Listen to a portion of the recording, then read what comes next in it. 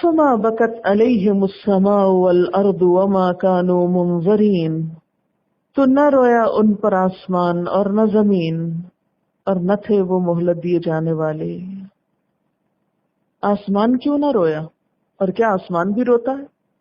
کتنے ہی چھوڑ گئے باغات اور چشمے، کتنے باغ لگا کر چھوڑ گئے، کتنے چشمے بہتے رہے، اور کھیتیاں لگی رہیں، لہلہاتی رہیں، اور کتنی ہی معزز جگہیں اور کتنے ہی عزت والے مقامات، عیش و عشرت کے سامان اور آرام کی چیزیں، نعمتیں جن میں وہ عیش کیا کرتے تھے، یعنی ان ساری نعمتوں کو اسی طرح چھوڑ گئے اور خود سمندر کی موجوں کا لقمہ بن گئے، یعنی بہت زیادہ کثرت سے چھوڑ گئے۔ عالیشان مکانات، کیسے کیسے گھر، کیسے کیسے زیورات، کتنا بڑا تمدن، ترقی، علوم و فنون، ہنر، تعمیرات کا سارا سلسلہ، معلوم نہیں کیسی کیسی دنیا بنا رکھی تھی انہوں نے۔ آج بھی جب ہم ان کے طور طریقے، ان کے لباس، ان کے زیورات، ان کی پینٹنگز، ان کی سب چیزیں دیکھتے ہیں تو بالکل ایک انوکھی دنیا لگتی، کوئی مثال ان کی نظر نہیں آتی دنیا میں کہیں اور۔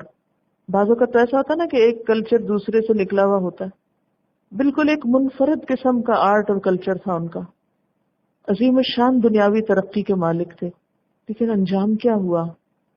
اللہ تعالیٰ نے کسی ایک کو بھی نہیں چھوڑا کہ ان کے ہنر بعد میں باقی رہے۔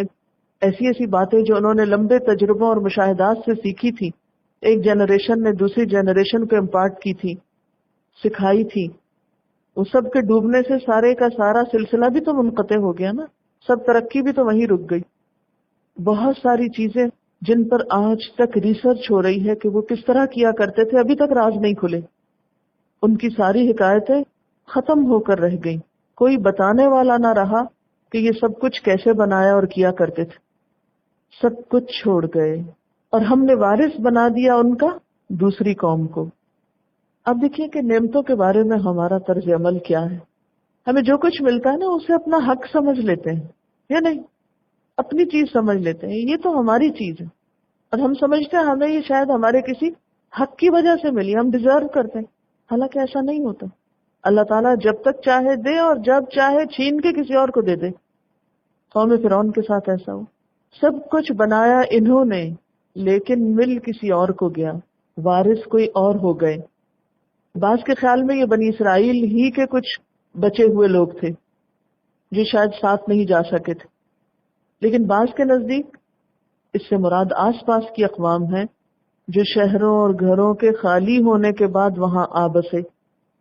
کیا منظر ہوگا نا، ذرا سوچیں کہ ایک پورا شہر خالی ہو جائے، لوگوں کے گھر، کھانے پینے کی چیزیں، ساری نعمتیں ایز اٹ از پڑی ہوئی ہوں، لیکن اس میں انسان کوئی نہ ہو، اور پھر دوسری قومیں وہاں آئیں اور ان کے گھر سنبھال لیں اور ان کی ہر چیز پہ قابض ہو جائیں۔ کتنا تکلیف دہ منظر ہے۔ اگر کسی ایک گھر کے ساتھ بھی ایسا ہو، کیا دلدوز منظر ہو سکتا ہے نا کہ کسی گھر کے رہنے والے سارے ہی مر جائیں خدا نخواستہ اور ہمسائے آ کے پورے گھر پہ قبضہ کر لیں۔ یہ منظر کتنا تکلیف دہ ہو سکتا ہے نا۔ اور کہاں یہ کہ پورے ترقی یافتہ شہر اور ان کے وطن اور پوری ترقی یافتہ تہذیب ان کی ساری دوسروں کے حوالے ہو گئی۔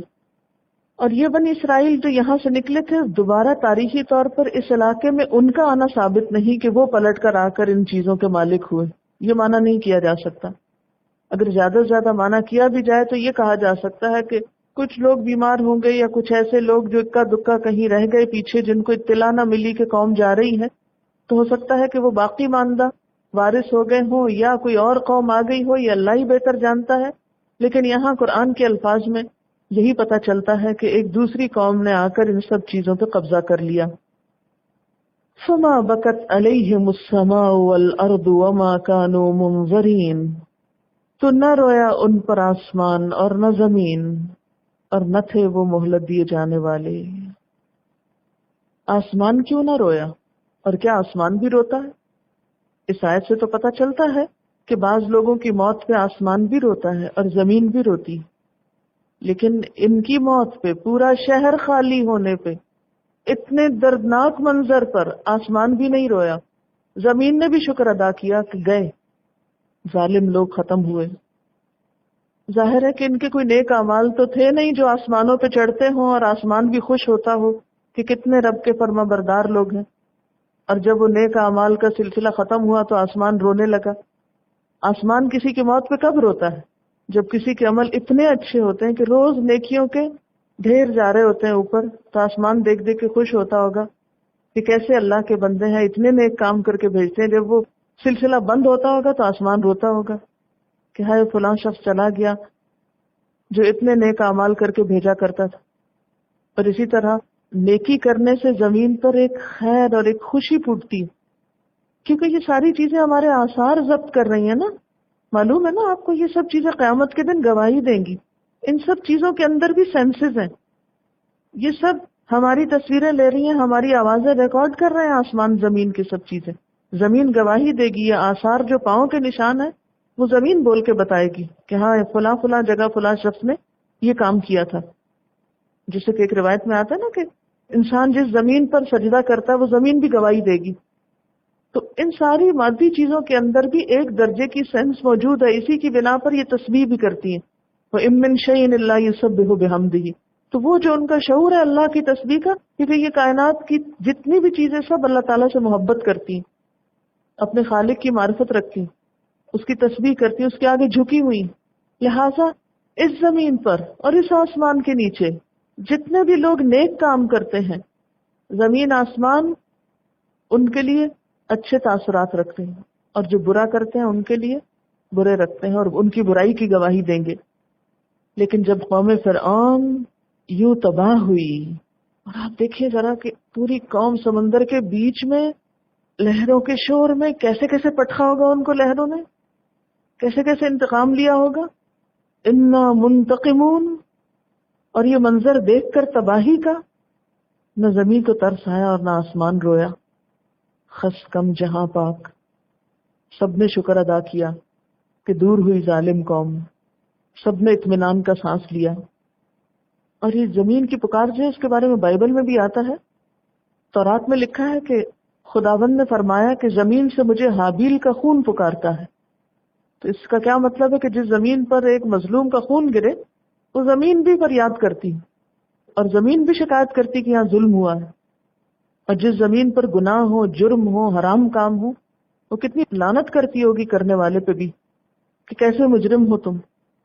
بخاری کی ایک روایت میں آتا ہے کہ نبی صلی اللہ علیہ وسلم کھجور کے جس تنے پر خطبہ دیا کرتے تھے اس کو بطور ممبر کے استعمال کر کے جب آپ نے دوسرا ممبر بنوا لیا تو اس کھجور کے تنے سے باقاعدہ اس طرح رونے کی آواز آتی تھی جیسے کوئی آہیں بھر کے رو رہا ہو، یا انین کا لفظ آتا ہے.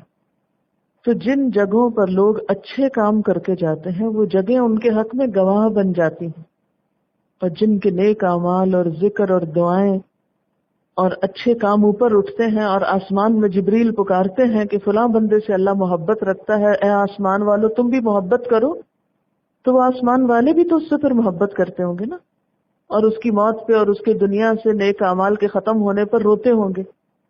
لیکن برے لوگوں پہ کوئی نہیں روتا، سب شکر ادا کرتے ہیں.